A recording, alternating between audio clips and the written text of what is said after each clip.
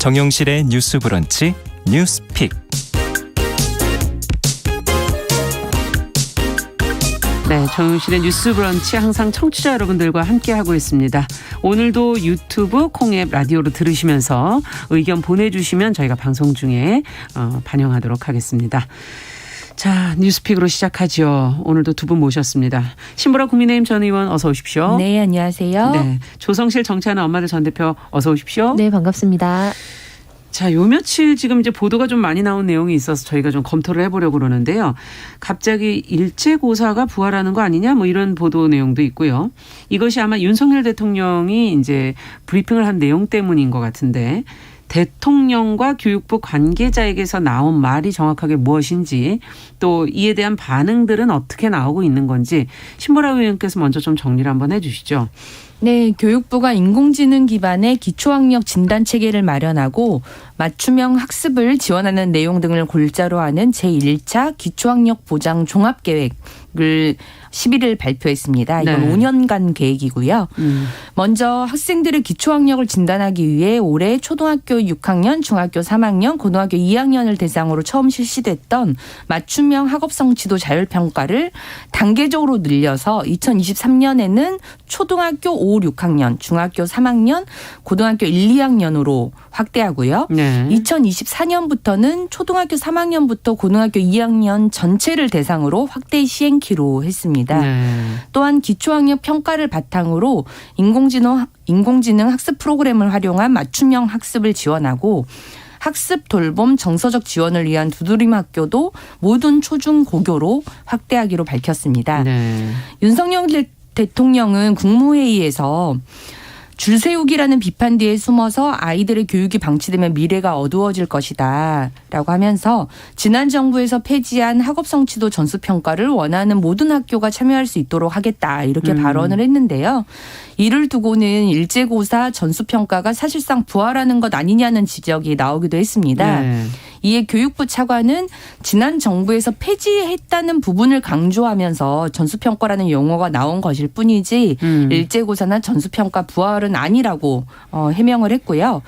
간단하게 설명하면 학교에서 참여를 희망하는 경우 또 자율평가에 참여하겠다고 의사를 표명한 경우에 평가에 참여하도록 운영할 예정이라고 밝혔습니다.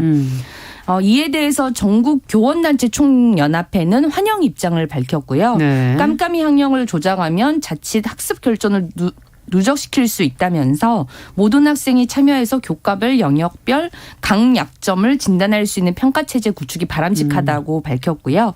반면 정교조는 학업성취도 평가를 준강제하는 것이나 다름없다라고 하면서 즉각 철회를 요구하며 반발했습니다. 네. 네. 참, 이 교육을 놓고 이렇게 지금 어떻게 저희가 바라봐야 될지, 무엇을 저희가 여기서 챙겨가야 될지, 아이들한테 무엇이 중요한지를 좀 더 고민해 봐야 될 것 같은데, 자, 일단 서로 입장이 좀 다르고, 교육부에서는 일제고사를 치르는 게 아니라고 그러는데, 또 그 교육감의 정치적 성향에 따라서 일부 지역에서는 또 일제고사를 강제하는 분위기가 되지 않겠는가, 지금 이런 우려도 나오고, 어떻게 보십니까, 이 현상을? 네, 우선은 이번 논란 같은 경우에는 두 가지 측면에서 좀 문제가 있다고 크게 보고 있는데요. 네. 첫 번째는 대통령이 국무회의 발언에서 했던 전수평가를 원하는 모든 학교가 참여 가능하도록 하겠다.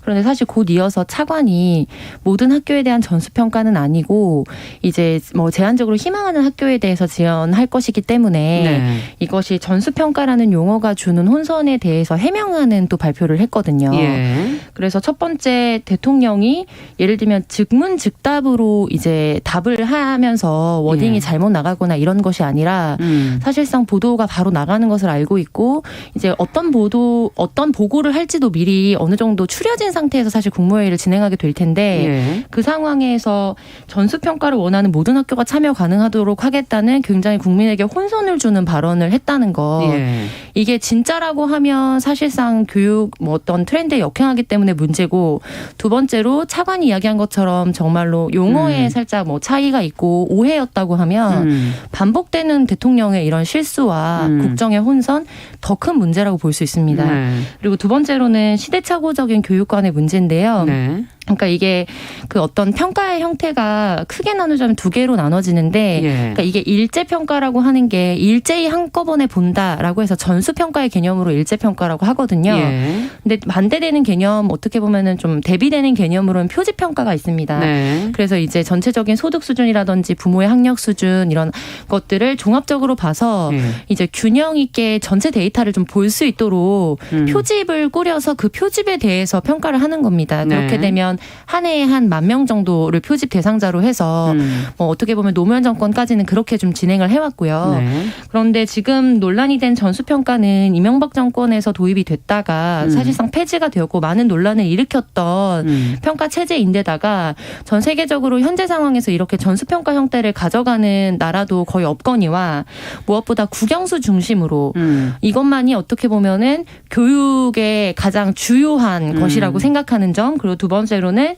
시험 형태, 지필고사 형태의 시험 형태만이 교육의 성취도를 높이고 교육을 제대로 평가할 수 있다라고 생각하는 평가 네. 체제에 대한 어떤 관점이 드러난 부분이거든요. 네. 그래서 이런 부분에 있어서는 이제 우리 사회가 4차 혁명에 어떻게 보면은 걸맞는 인재를 뭐 양성하겠다라고 하면서 뭐 산업 인재나 이런 부분 학과 재편, 반도체 학과 이런 것들 많이 증설하겠다고 했거든요. 근데 단순히 국영수를 잘해서 4차 혁명에 걸맞는 인재가 나오는 것은 아닙니다.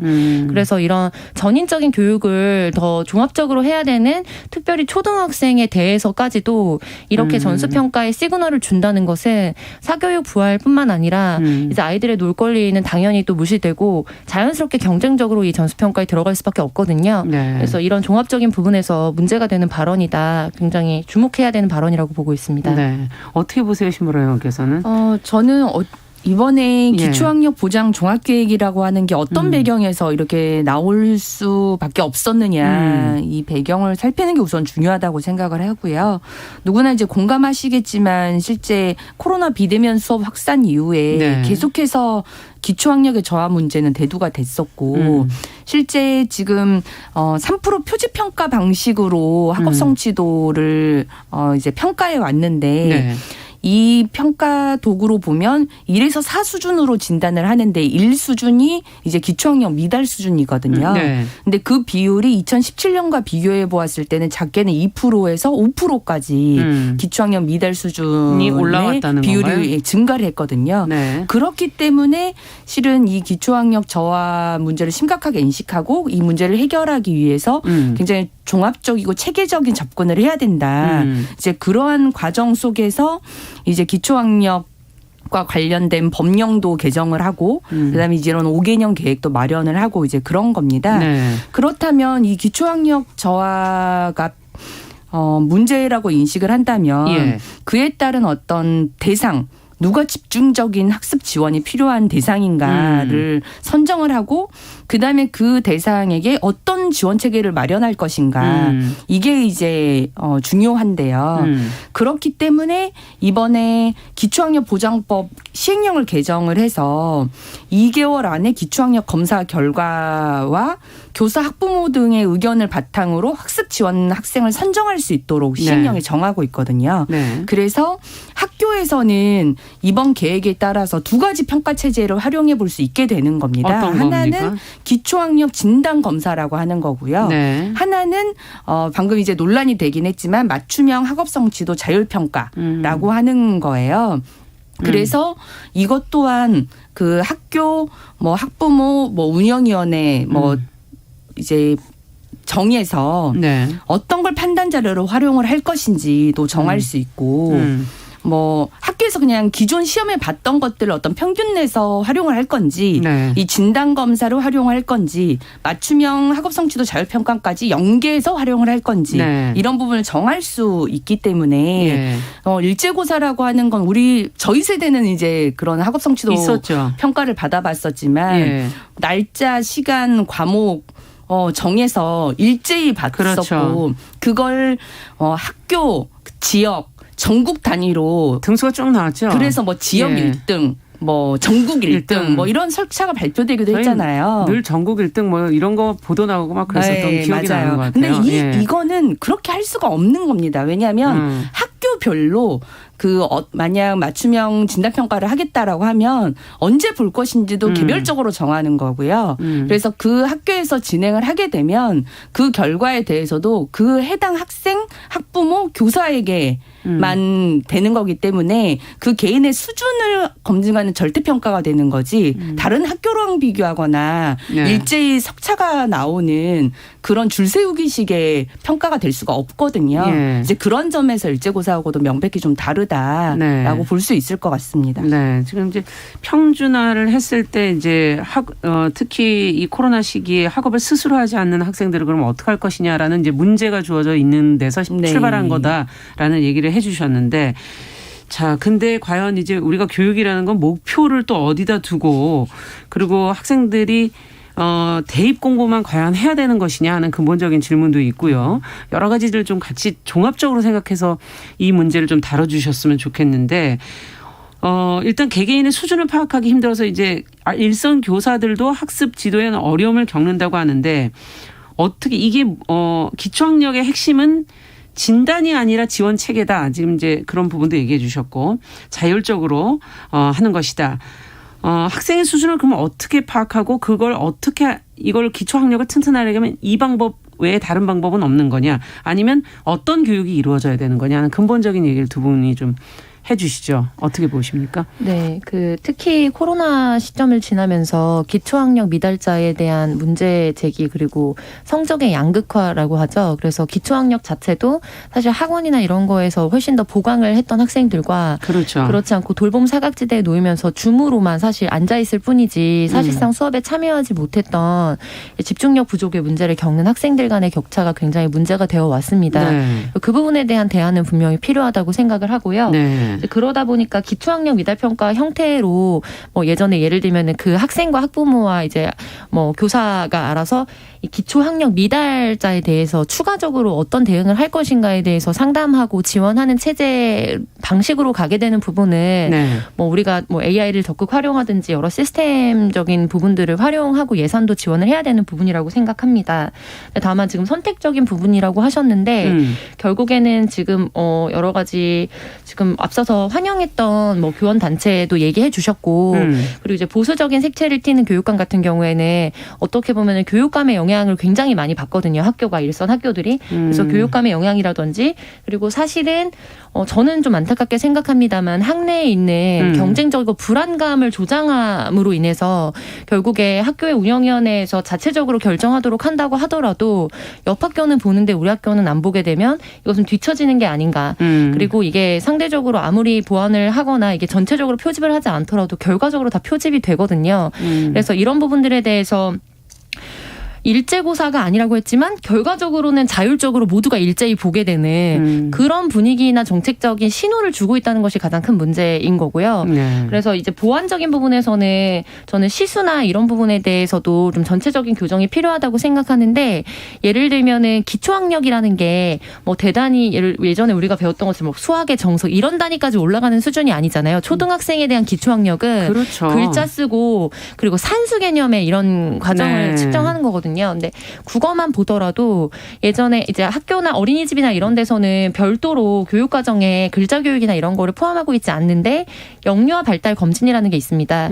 발달 검진에는 6세, 5세 검진에서 자기 이름 같은 거나 간판 같은 걸 읽을 수 있다. 그러니까 이런 또 문항들이 또 포함되어 있어요. 그리고 실제로 3월에 들어가서 이제 학교에서 아이가 이제 글자 같은 걸 못 쓰는 상황에서 갔는데 자기의 숙제를 받아줬도록 한다든지 이런 격차들이 굉장히 많기 때문에 일선 현장에서는 그런 거에 대한 불안도 많았고 그래서 국어 실수가 대폭 여러 가지 시민단체들의 요구에 의해서 늘어나긴 했습니다. 근데 여전히 이런 부분에 있어서 시수 자체도 좀 모자란 부분들도 있고 그리고 무엇보다 보충적으로 한 학교에 이제 학생들이 되게 많이 줄어들기는 했지만 한 선생님이 10 몇 명에서 20명까지를 봐주기가 어렵거든요. 맞습니다. 그래서 이제 추가적으로 지원이 필요한 경우에 사실은 일자리 차원에서라도 1대1로 중간중간 멘토링을 해줄 수 있는 선생님들을 배치한다든지 이런 방식으로 어떻게 보면 오프라인에서 어떻게 학생을 지원할 것인가 이런 체계에 대한 종합적인 고민과 좀 더 세부적인 정책이 필요한 것으로 보이고요. 네. 네. 그 이상의 부분에 있어서는 사실 더군다나 초등학생의 경우에는 어느 정도의 지금 학업 성취도를 가지고 있는지 측정해서 무엇에 쓸 것인지 그 실익이나 목적 자체가 사실은 불분명한 게 아닌가.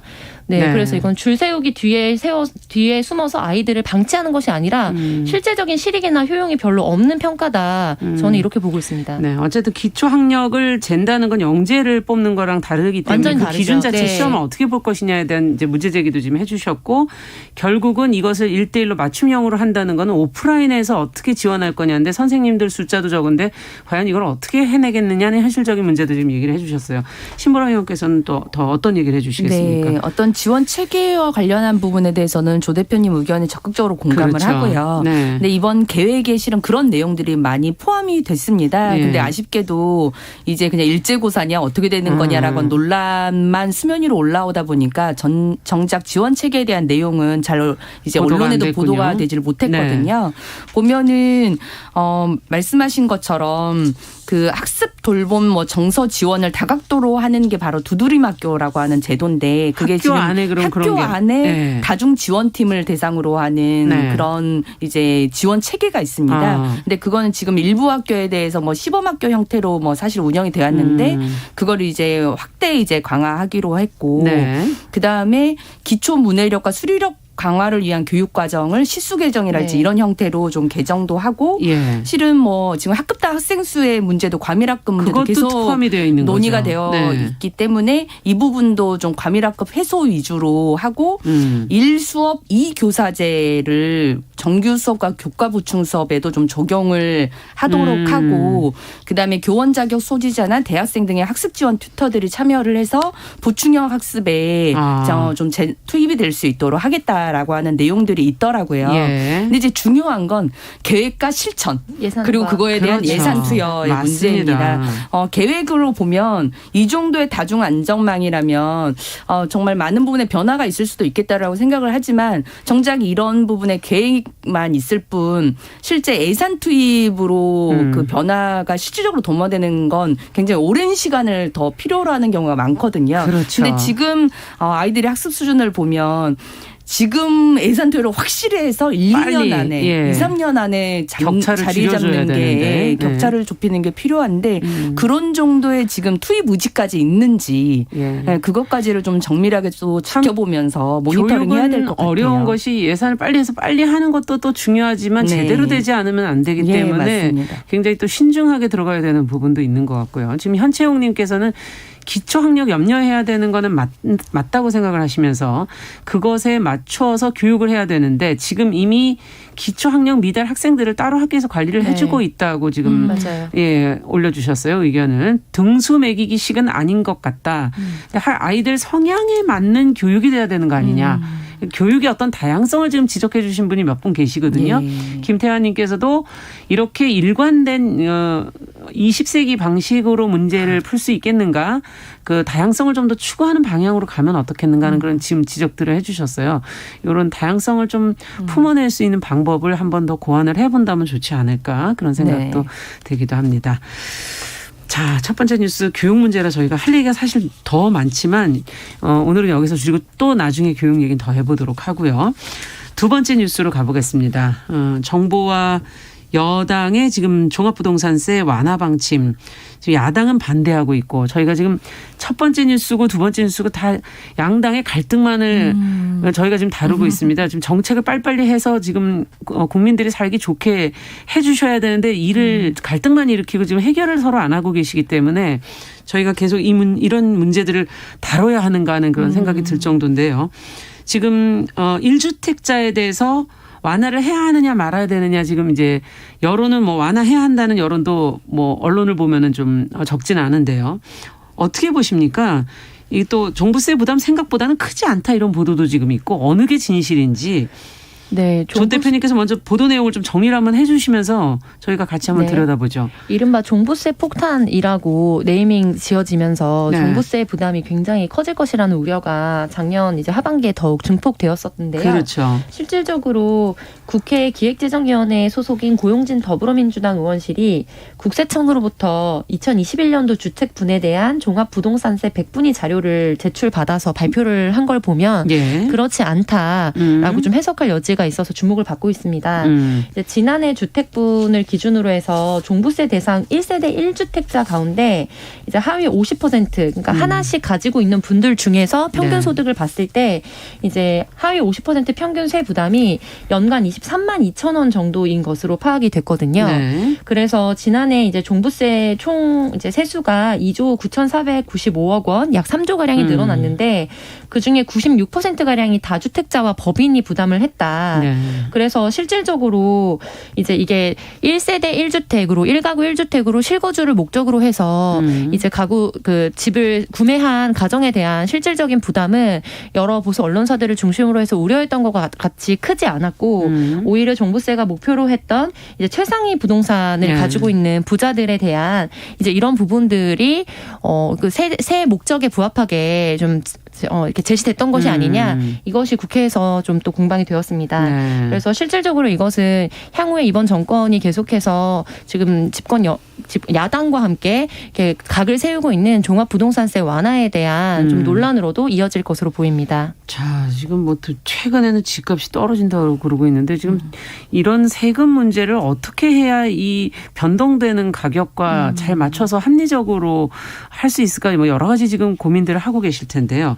지금 자료를 제출받은 고용진 의원은 지금 이제 해석에 따르면은 종부세 폭탄론은 부풀려진 것이다. 지금 이렇게 지금 해석이 됐거든요. 두 분이 이 부분에 대해서 일단 이 해석에 대해서 어떻게 생각하시는지 먼저 얘기를 좀 듣겠습니다.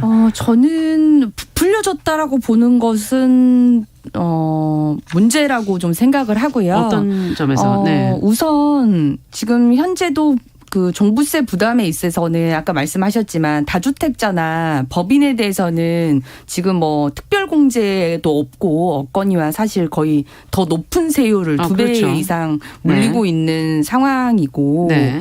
그리고 11억 이상의 부동산 뭐 이런 것도 해당이 되질 않거든요. 말하자면 부담을 완화해 주는 부분에 대해서 그렇죠. 해당이 되질 네. 않고 있는데 근데 지금 고용진 의원이 주장이 1세대 1주택자 하위 50%가 내는 종부세가 전체 세액의 4.6%밖에 되질 않다.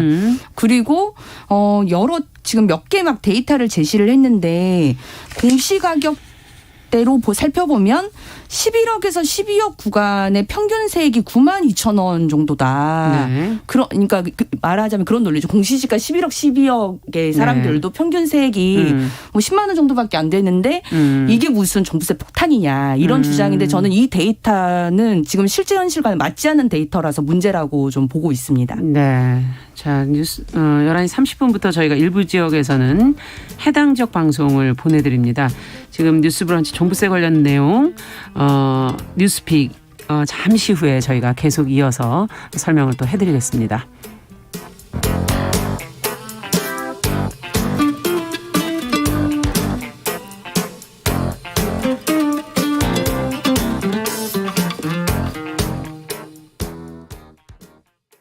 지금 시각은 11시 30분입니다. KBS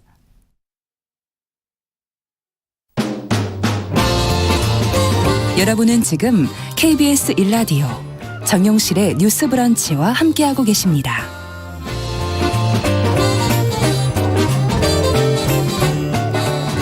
네, 지금 세금 얘기가 워낙 좀 복잡하고 계속 변화하고 있기 때문에 들으시는 분들이 지금 뭘 어떻게 얘기하시는 건지 완전하게 이해를 못 하실 것 같아서 네. 조금 더 추가해 설명해 주시죠. 실은 지금 이제 여당이 그 종부세 완화를 하면서 특별공제를 지금 현행 11억인데 그걸 이제 14억 정도로 올려줘서 세부담을 완화하자는 게 이제 핵심 내용이었거든요. 근데 이제 고용진 그건 안 되지 의원은 않았습니까? 예, 그렇죠. 그게 안 됐죠. 근데 이제 고용진 의원 주장은 그 공시가격대로 11억, 12억 구간을 살펴봐도 평균 세액이라는 게 9만 얼마밖에 안 되는데 이게 무슨 종부세 폭탄이냐 이런 주장을 하는 거예요.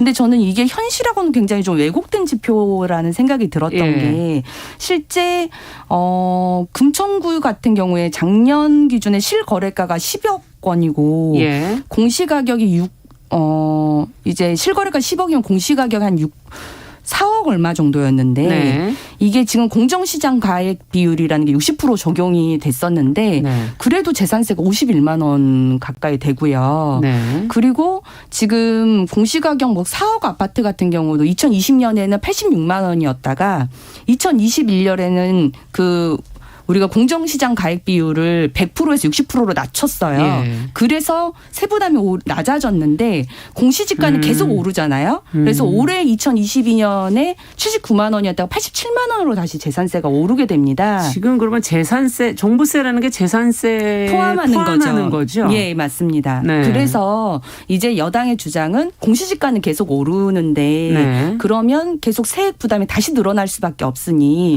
그거에 대한 특별공제라도 높여서 구간을 높이자는 이제 제시를 하는 거죠. 그래서 네. 저는 종부세 폭탄론이 현실을 감안하면 세 부담으로 분명 늘어나고 이제 세 부담이라는 게 우리 국민들은 그러네요. 매월에도 소득에서 뭐 관리비도 내고 뭐도 내고 전기료 뭐 이런 것도 내잖아요. 그럴 때 세금 계속 내는 거죠. 20만 원, 30만 원, 40만 원씩에 육박하는 걸 내게 되면 그게 현실적인 부담으로 와 닿는다는 겁니다.